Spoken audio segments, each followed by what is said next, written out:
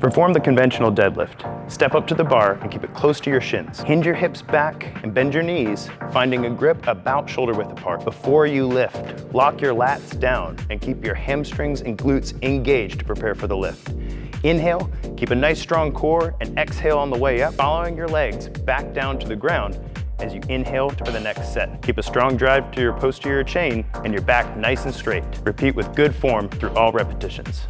The barbell deadlift is a foundational lift that challenges your entire body to work together as a unit.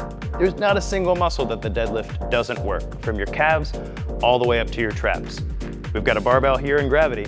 Let's get into it. The conventional deadlift is such a foundational lift that it's so important to get our stance right before we get the lift underway. So Katie's standing really close to the bar. She's gonna bend her knees and hinge her hips as she finds a nice strong grip about shoulder width apart. Before she lifts, she's gonna lock her lats and prepare her core so that when she drives up, she's not using her back, but she's using her strong glutes and hamstrings. Go and come on up.